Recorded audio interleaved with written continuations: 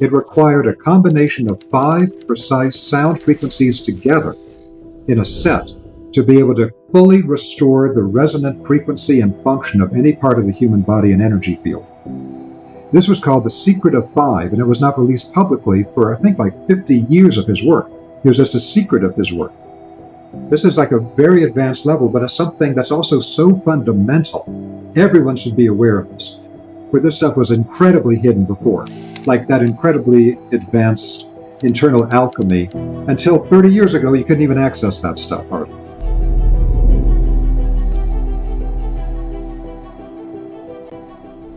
These invisible waves of sound structure all of matter. And so this is the field of cymatics. And so I've worked with people in the cymatics field now for decades. And I also worked with Mandara Cromwell, who's the person who is the leader of cymatherapy, how to apply the cymatic sound waves in complex sound codes, a method developed by Dr. Peter Guy Manners in Britain in the mid-1900s, but now moved up to a higher level of technology. They started out with like Chladni plates, in which you'd have like just like a metal plate that would have powder on it, and you draw like a violin bow across the side of it, and according to the note you created, it would immediately form up the amorphous mass of powder into a very specific geometric mandala. And now we can do it like Hans Jenny did. He would use pastes and gels and liquids, and you could see that whenever you get this invisible wave of sound, it will immediately structure the physical matter. It's the waves that actually construct the form of the human physical body, that give it its form. And so with the sonic waves, this can be taken very, very far, but it shows people visually, in a very immediate way, change the sound vibration in an invisible wave, and it will immediately change the physical structure of what's being impacted by the wave. It shows people visually how invisible waves actually create all form and all energy patterns. Then you've got the aspect where once they discovered what these different vibrational sounds do in creating these structures, as I mentioned, a British osteopath named Dr. Peter Guy Manners in the mid-1900s created a system at his clinic outside of London where he could apply complex sound codes. And one of the fascinating things about the cymatherapy sound codes is he found that his goal was to be able to restore the core resonant frequency in the organs of the body, connective tissues, energy field, everything. And so what he found is that using just one sound alone was not sufficient. 2 was not sufficient. 3 was not sufficient. 4 was not sufficient. It required a combination of 5 precise sound frequencies together in a set to be able to fully restore the resonant frequency and function of any part of the human body and energy field. This was called The Secret of Five, and it was not released publicly for, I think, like 50 years of his work. It was just a secret of his work. But The Secret of Five is very important, bringing together those different frequencies into a sound complex code. And he also found that to get that full resonating ability in the body, it's not enough just to hear it. Those complex sound codes need to be driven directly into the tissue of the body through a transducer. But cymatics is the perfect illustration of how invisible waves structure all physical matter and are the foundation of all life and existence. And cymatherapy is the healing application of that in extremely advanced forms. One of the great lost secrets of all spiritual development, of all personal development, is the concept of structuring the subtle bodies. This was something I was really exposed to through the work of Dr. Samuel Sagan at the Clear Vision School in Sydney, Australia. And it really put me on a really good path back in the 90s for this. So the idea of this is that our energy bodies, our subtle energy, has a particular structure to it. Very advanced spiritual teachers will sometimes develop the capacity to perceive the subtle energy structures in the bodies of their students. Because all of our karmic history, everything we've done in the past, whether in this lifetime or earlier lifetimes, all of that collapses into specific structures in our energy field. That means that our energy field is geometrically structured. There's a sacred geometry to every person's energy field as a unique structure in the universe, because they're all structured slightly differently. There's commonalities between them all. We all have the 7 chakras and acupuncture points and all that. But which of those are really active in our field? Which of those are really sedated or dormant? Which of these are properly formed and which of these are distorted? Which of the links between the centers are operating or are not operating? This creates different sacred geometry patterns in the energy field. For someone who's very advanced in this as a spiritual teacher, they might even be able to see what spiritual traditions a person trained with earlier in this life or another life, because the practices you learn from any spiritual tradition invisibly structure the energy in your field. This is like a very advanced level, but it's something that's also so fundamental. Everyone should be aware of this. The only thing you take with you through the gate of death is the structure of your energy field. So that's the pearl of great price. You've structured your energy field into a particular geometric pattern through everything you've thought, everything you've felt, every action you've taken, thinking, feeling, and willing, like Steiner says. Of thought, speech, and action, like the Buddhists say. So all of that creates a force. If I have a detrimental thought and I keep reinforcing it, that'll start changing a pattern in my energy body. I have a highly beneficial internal emotional state. That starts structuring something in my energy body. Every single action we take, including thoughts and feelings, structures our energy field through repetition. And that is the most important thing that we need to be aware of.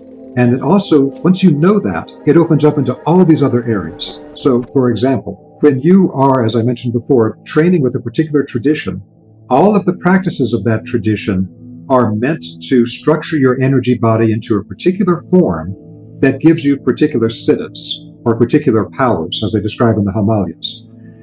But you will develop different siddhis and different structures in your energy body based on what practices you choose to do. So the blessing and the curse of modern metaphysics, as I often talk about, is that the blessing is that we're exposed now to an incredible wealth of amazing information and practices from traditions where this stuff was incredibly hidden before, like that incredibly advanced internal alchemy practices coming from the Chinese Taoists. Until 30 years ago, you couldn't even access that stuff hardly. And now there's like almost so many deep parts of it are available to us. But that's the blessing. The curse is people don't have the structural ability to put the fragments coming from all these traditions into a workable form. That's why when they learn this, they have to understand how to structure their practices in such a way that the structures of the energy body actually become something that optimizes this incarnation, so you can take with you all of these new improvements, these new organs of spiritual perception in the subtle body.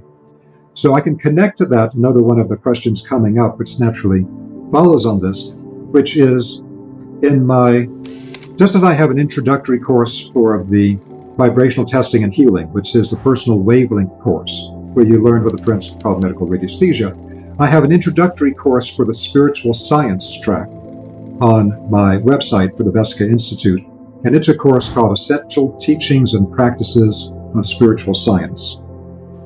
And in Essential Teachings and Practices, I cover a lot of things that are absolutely essential that aren't even being discussed anymore, that people don't even have on their radar, including this concept of structuring the energy field, about being able to develop both receptive and active forms of meditation. Both must be equally developed, whereas many schools will only develop one of the two. But a major part of it is that I teach what Steiner called the 6 basic exercises, and I call the 6 essential exercises. Now, we have to be aware different traditions will structure energy field in different ways. Some will really hyperstructure the fields around the head, some will structure it around the heart, some will structure it around the abdomen. But the issue around all of this that Steiner was aware of and the European Rosicrucians found a solution to is that our entire body of energy has to have an organizing center, like the point in the center of the circle. If you don't have an organizing center for any energy field, it becomes chaotic and it can become destructive. There must always be an organizing, balancing, harmonizing center. That's the whole point of biogeometry. So what Steiner actually described was a series of 6 exercises in which you observe the content of your thinking, your feeling, your willing, and then you start developing other capacities in your internal life. And so in the Essential Teachings and Practices course, I go into detail on each of the 6 practices, and then I expand it beyond what Steiner talked about, because Steiner gave out somewhat of the receptive aspect of the observation of these faculties inside of us, but you need to add to it the active side. So I describe both sides of it as the 6 essential exercises. So what Steiner made clear is that although it might appear that these are just kind of general exercises with your thinking and your feeling and your willing, that what it actually does is each of the 6 exercises is developing one of the 12 lotus petals of the 12-petal lotus of the human heart. And so 6 of them, he said, were already developed by us in previous ages, previous lifetimes. But we have 6 that must be developed in our current time. If we can develop those 6 other lotus petals on the 12-petal lotus of the heart, that will allow the entire heart to become active as an organizing center for the entire body of energy. And so the six essential exercises, the hidden part of it is that it's structuring your energy field to activate the heart center and create an organizing center for all of the flows. Now, what the assemblage point is a teaching that was popularized by Carlos Castaneda, apparently from his teachers, but also appears in some other traditions. So there are some teachers from the Native American tradition, Harley Swift Deer. There's some other people that teach this sort of thing.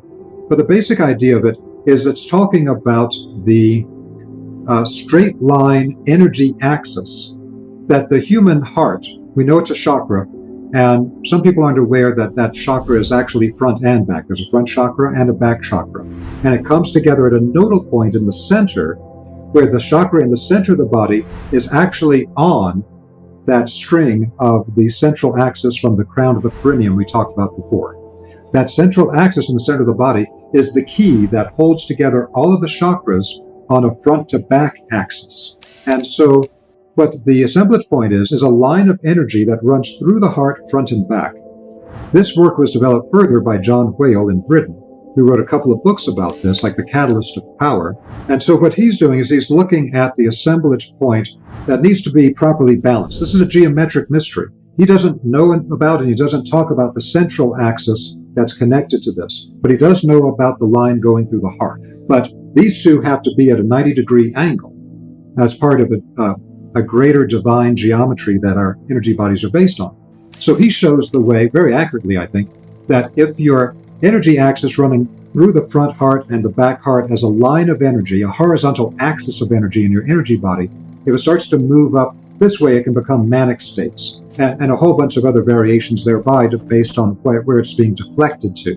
I think that's super important work. It helps to show the power of where these energies in the structure of the human energy field that we've been talking about, how powerful they are in affecting our thoughts and our feelings and our ability to even incarnate fully. But the thing about it is that we should be aware that they're focusing on the assemblage point that's running as a horizontal axis of energy through the front back heart chakra. And that's very important because, like Steiner talked about, the heart chakra is the balancing center. And so that's like a key place that has to be activated first to organize everything else in your energy field.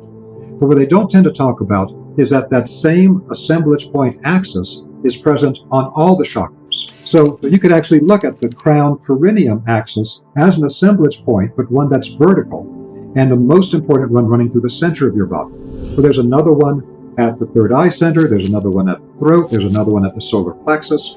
There's a series of these, and if any of those get displaced, and usually they're all over the place, then just like at the heart, it can create manic or depressive states, etc., the way John Whale's books like Catalyst of Power describe. If these other energy axes at the other chakras are off, it'll create other types of distortions and problems in those fields as well. Yeah, one other quick point with that is that when I constructed the Gaia TV series on sacred geometry, I was looking at what are some of the most important patterns people should know because they exist all over the place in the human energy field and in the cosmos, and they all have certain functions. So in the one of the first episodes, I give a practice based on the cubical cross, because what is the physical world based on? It's based on a 3-axis cross. Every part of it is at 90 degrees to the other. So if you hold your fingers like this, like in electrical engineering, it shows you the 3 axes of space. And so it's front, back, side to side, top down. That becomes the framework for constructing a physical body in a 3-dimensional world. And I teach people a hidden method for activating the front back along the third eye center, the side to side, going through the same central point, and then the top down from the central axis. That creates a 3-axis cross that goes through the cave of Brahma, the third ventricle of the brain, and it stabilizes the activity or the activation of the fields in the head.